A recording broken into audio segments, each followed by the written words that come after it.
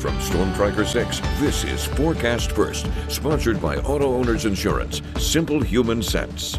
A few showers and thunderstorms across the area this afternoon. Nothing too strong, but we'll see some gusty winds with some of the storms in the southeastern counties. Meanwhile, across central mid-Michigan, it's just some light rain showers for this evening. Some heavier rain is possible later this evening. You see this activity pressing off towards the east and northeast. We zoom out, cold front is moving through. On the backside of that, things will clear out later, but we've got a night full of scattered showers and isolated thunderstorms to deal with. Temperatures, notice ahead of the front, Erie over towards Detroit, 80s. Meanwhile, lower 70s to the west, so it's much cooler across mid-Michigan this afternoon, but not all that cold. Forecast for tonight, showers, isolated storms, temps to the upper 50s by tomorrow morning. Weekend is fast approaching. We'll talk about that and when more rain moves back in. 6 News at 5 starts right now. WLNS is here for you, celebrating 75 years of bringing you the news with 6 News at 5. Sparty gets their man. Michigan State University officially introduces its new vice president and athletic director. It's our top story at 5. Thanks for joining us. I'm Jorma Duran. Just 2 days after announcing Jay Batt as the university's next AD, MSU held a press conference for him this afternoon. This guy, Six Sports Director Ian Kress, he was there, of course. He has a lot about what he had to say. What did he say? Oh, yeah, Jorma. He did say a lot. And Batt and his family, they arrived in town yesterday and were welcomed at the Capital Region International Airport in Lansing by Sparty and men's basketball coach Tom Izzo. This afternoon, a bigger welcome party was held for him and his family on campus. Inside the Tom Izzo football building is where MSU President Kevin Guskowitz introduced Batt, the changing landscape of college athletics, featuring revenue sharing as well as name, image, and likeness was brought up a number of times. Guskowitz said he wanted the best AD he could get, and Batt was at the top of his list despite not knowing if he'd answer the phone when he first reached out. Batt called Michigan State a top 10 athletic department in the country, and he is ready to embrace this changing landscape. So we head into the next era of intercollegiate athletics. This era will continue to be dynamic, require additional resources, and provide new challenges daily. But the key to that success is alignment. And under President Guskowitz's leadership, with the support of the board and the entire Spartan family, we are well positioned not to survive that change, but to take advantage of it, to take ground, to move forward, make progress. Now we'll ask everyone in the family to pull in the same direction, to do their part. Batt also made it very clear a great athletic department starts with having a successful football program. We'll have more with Batt and hear from MSU football coach Jonathan Smith coming up on 6 News at 6. Jorma, back to you. Ian, thank you very much. MSU's former athletic director, Alan Haller, was let go on May 1st. He had been part of the Spartan family for more than 30 years.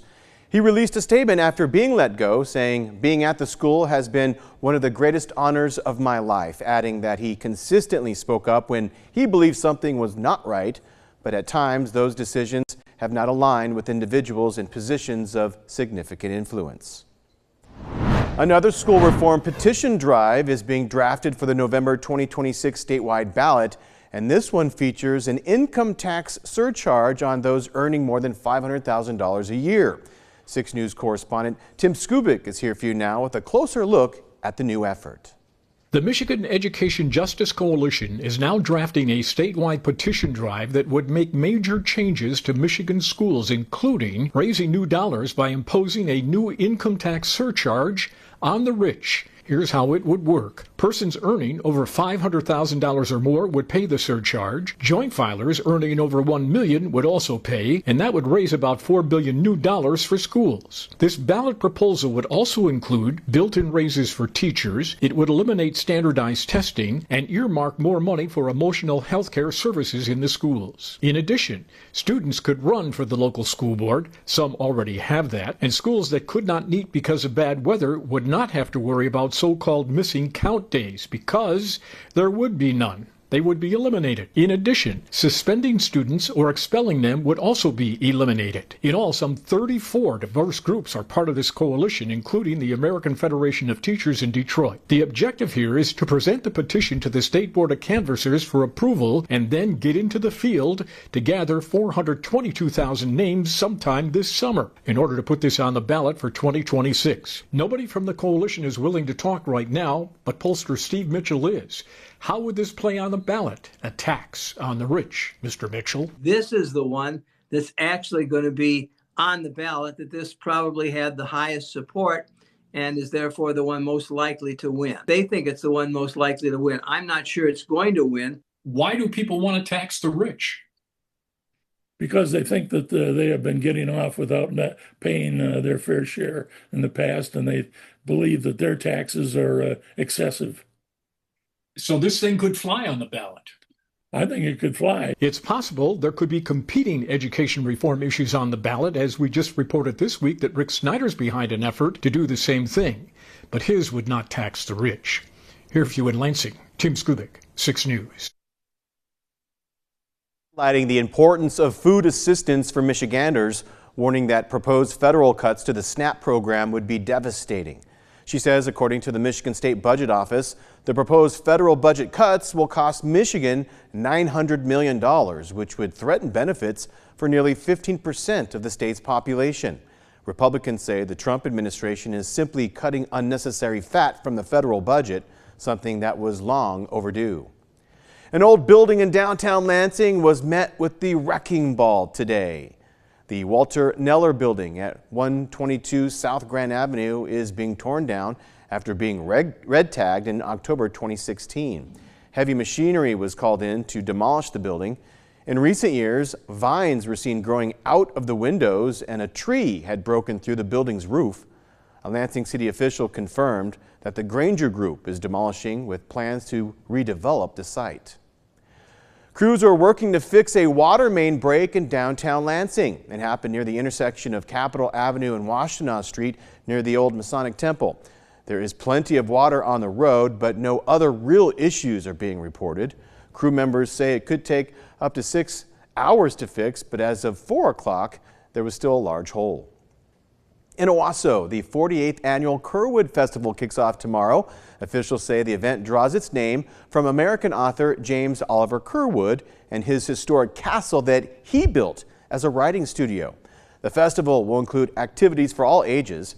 People can expect to see 2 parades, enjoy live music, and a children's fishing contest honoring Curwood's conservationist legacy. Another highlight of the festival is the Mr. Owasso contest. For more details about the Curwood Festival, head to WLNS.com. From Storm Tracker 6, this is Weather First, sponsored by Auto Owners Insurance. Simple human sense. None of the rainfall today has, at least so far, been fairly heavy. I think we will see an increase in that coverage and maybe a little intensity as we head through the evening hours.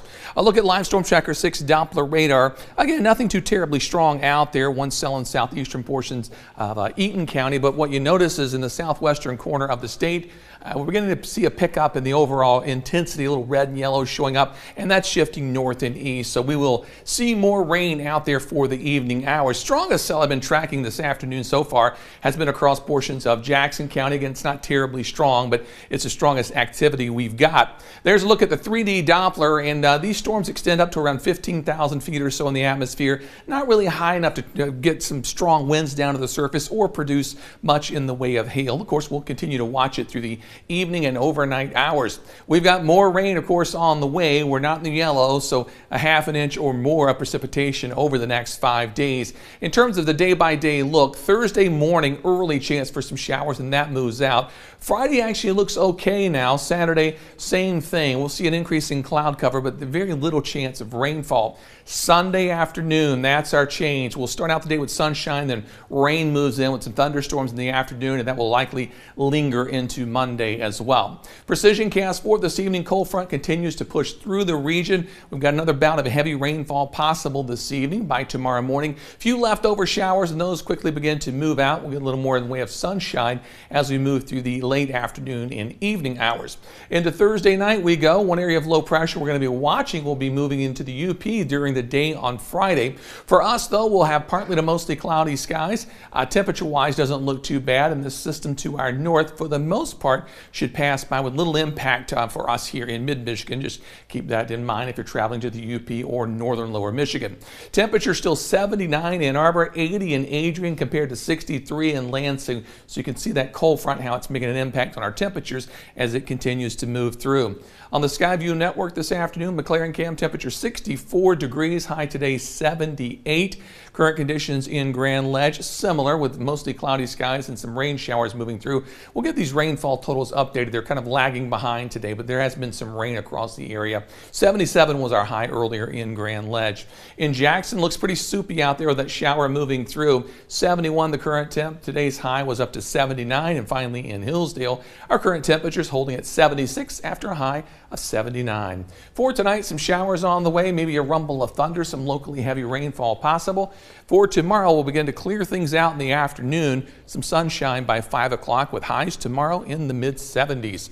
The 6-day forecast, Friday, decreasing clouds, cloud cover early. Same thing on Saturday. We've got some cloud cover around early. Don't forget about the Funk Fest taking place in Old Town and Lansing on Saturday from 3 to 11. Showers and storms possible Sunday into Monday, and then the rest of next week, it's warm, highs in the 80s, and some showers and storms late next week. Very active, but I like it. Temperature is pretty much staying consistent, too. Mid-70s I'm fine with, low 80s, I'm fine with that, too. Yeah, me too.